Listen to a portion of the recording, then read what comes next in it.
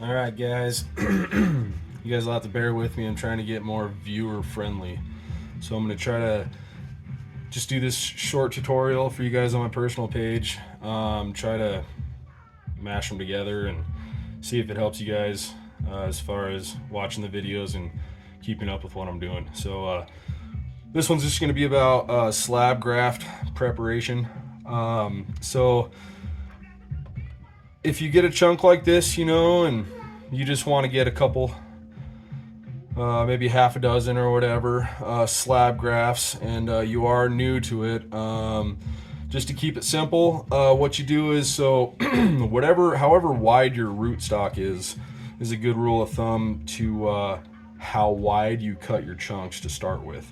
You want them to be within the perimeter of your rootstock. Just helps with not having that push off and other issues that come along with that. Plus, all the stuff that hangs off, half the time it likes to like rot and stuff like that. So just keep it on the surface. So let's say your rootstock is at least yay big around. You start there and you cut a chunk off, right? Now, if this isn't something you're trying to stretch too far, I've always been a believer of just splitting right down the middle. So what you would do, very similar to that other video I showed you. You just split her into two, and you don't necessarily have to worry about rushing, because after you get this prepared, you can make another little micro slice and get it all taken care of. But you just sit there and you do your nice little angles, and then you've got that lifted up area without any of the skin making contact. And then you come in here, make a slice, and well, if you come across stuff like that, you obviously got to go a little deeper. You don't want to just continue with that. So let's say you just come a little deeper and find a cleaner spot, and then just do it again. Come over here, take just that corner off, and remember, this is just on a PC, so it doesn't really matter, but normally you want to be cleaning your blade after each cut. But yeah, so that's how you prep for just a regular slab graft. Now, if you have something a little bit more valuable, get your width figured out, get your chunk cut. And if you're just trying to do like single rib grafts, I like to take them out individually. Don't just go cutting them all out and then go try to graft them all up in a hurry.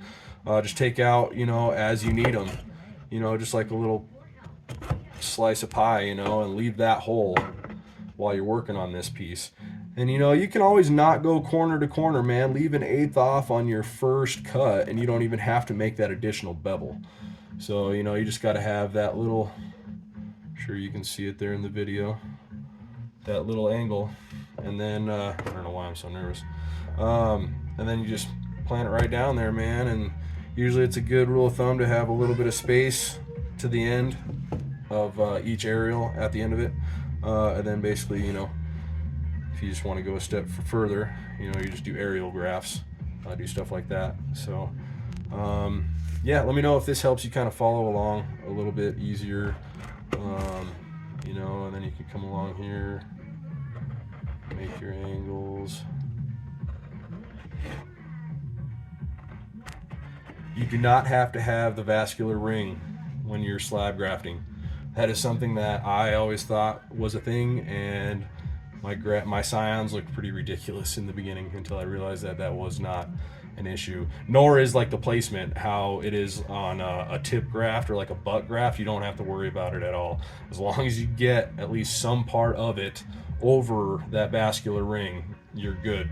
And if you're doing a little tiny guy, basically you want to go, so here's the vascular ring right here on this piece. You want to go right alongside of it. You want to put it just square up, right on top of it, and then just put ample pressure, and you'll see, a little bit of shininess around the whole entire thing. You know, when you got a good enough pressure on it, you know, don't smash it, but don't give it enough to be able to move around and be in a different spot than where you put it. Then, like I say, once you band that up, you know, you just give it a little sulfur dust, and then you're good to go. And also, just so you guys know, rubber banding is my preferred technique, but you can also use pantyhose. There's various ways. I've even tried super glue. I don't really prefer it. It didn't really work out very well. This is just my preferred method. So I'm just more trying to get you guys a good guideline of how to successfully graft. How you adhere it is kind of up to you, you know. But let me know if this video helped you follow along a little bit better than some of my other videos. I'm looking for a critique.